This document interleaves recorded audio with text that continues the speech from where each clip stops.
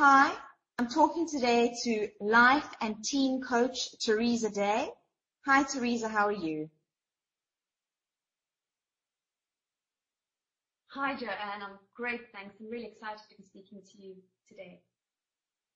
Very excited to be speaking to you too, Theresa. Theresa, today we're talking about teen breakthrough. Tell me a little bit about teen breakthrough and about the various issues that we as parents face with our teenagers. Wow, that is a massive question, Joanne. Let me hopefully keep it in a nutshell.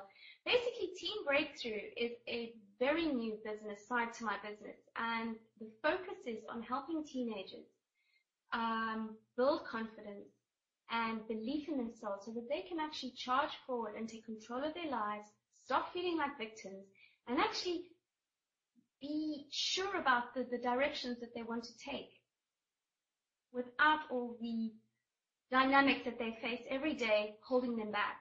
As parents, I think, there are so many dynamics to sort of that day change where from one day to the next, your child changes, and teenagers go through such a massive dynamic, chemical change in their bodies, hormonal changes, life experience changes, and all these things seem to happen all at the same time. And what it does is it removes them from being able to comfortably communicate with parents. They want to go out and find their own way of doing things, thinking things, believing things. They always want to test everything you've taught them to find out if, in fact, if anything you've actually ever said is the truth or not. And that's where they get into doing the opposite of what parents say and trying it out and burning their fingers. They also challenge themselves in their peer groups. So bullying comes into play.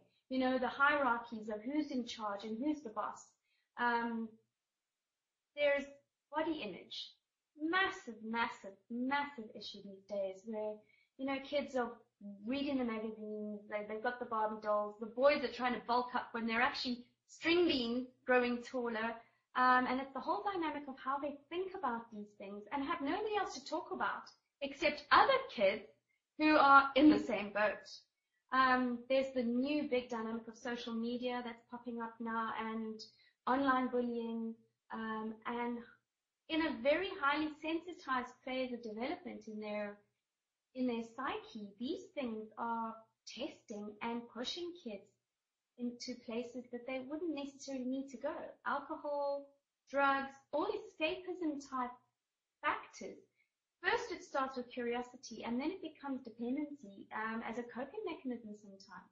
And Teen Breakthrough is about really teaching them that there are other alternatives and giving them a toolkit to show them other ways of coping with these dynamics that they face daily.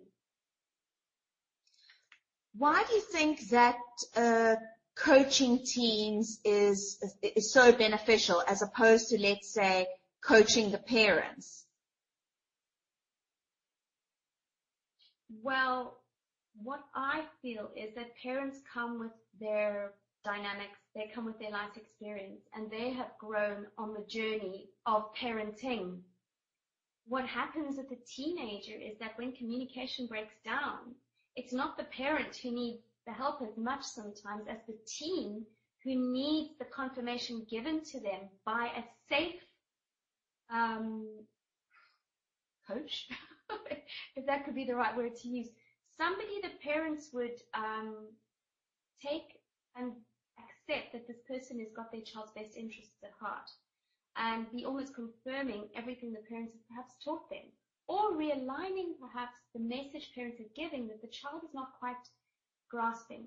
It's that third-party intervention where a child will listen to everybody but their parent.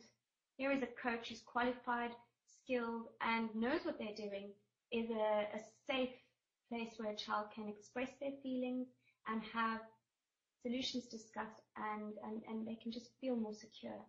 And that's why I focus with the teenagers. But we do and are beginning to offer parental support so that once a teen has had the coaching, we can help the parent know how to then support that process further.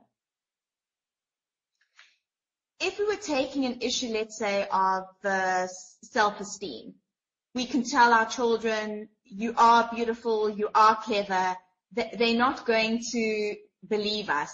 What can we as parents do? Should we be giving them contact lenses if they feel that they look nerdy with glasses, just as an example? Yes, I think, there are cosmetic type things that actually can make a phenomenally big difference. If I think back to my childhood, I was fortunate that I didn't need glasses, but my sisters had what we would constitute as Coke bottle lenses. I'm sure you've all heard of that saying before. And it is a place to hide behind sometimes. And you don't feel the world sees you, you feel they see your glasses. So yes, contact lenses can be quite a big step in building confidence. Also, the way they have their hair. Hygiene is also a key thing. If a child is having self-pride, in the way they look, they'll feel better. It's what you put in is what you get out. But sometimes we're battling with so many emotions, we can't even dig ourselves out of our little sad place to think about washing hair or just putting deodorant on or little things like that. But the key thing is to sort of start targeting things like, you know what, honey, you're enough just the way you are. It doesn't matter what the world says. You are enough. And sometimes as parents, we tend to say, what do you want to be in your life? And you've got to work harder. You've got to study more. Rather than just taking the pressure off and saying, you're perfect just the way you are. But even a parent saying you're perfect just the way you are does not cut it sometimes. But it's about inspiring rather than talking to, allowing them to not be lectured at. And I think we're born lecturers as parents. So it's interesting to get that balance. Another issue that I'm sure plenty of parents come across is, let's say if we were taking cell phones or the latest fashion, our children will often come and say to us, but everybody else has it. Where do we as parents draw the line? What messages should we be teaching our children?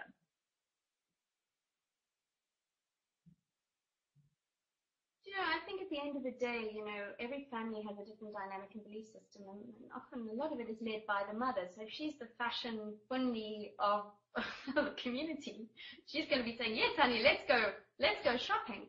I think what is important, though, is that there are clear values and boundaries established early on in parenting. So, we always want to give our kids everything, but we set a precedent in that way. And I think it's about just explaining reasons why, bringing economic factors into play, the dynamic of incentivizing them if they want certain things as well, teaching them how to work towards things, using it as a carrot where they need to do certain activities, they need to get better grades, teaching them that in life, because when we're not there as parents, they're going to have to find reasons to motivate themselves to get the things they want.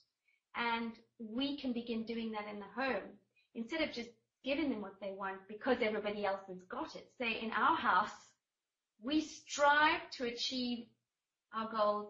We're going to use these things as incentives. And that can be quite a positive thing. Okay, you still have to outlay the funds for the item, but I think the message that you're giving your child is the gift, the item of clothing per se is their reward, but the message and what they learn from the experience is worth it. And battle, because at the end of the day, it is a test of will. They are strong, they are clear, and they are very focused. You're all over the show as a parent. You're juggling all the balls. They're target focused. So you've got to understand, putting your foot down is something you just have to do. Thank you, Theresa. It's been very interesting talking to you today. Lovely, Joanne. Thanks very much. And I hope that somebody out there got something from those words. I'm sure they did.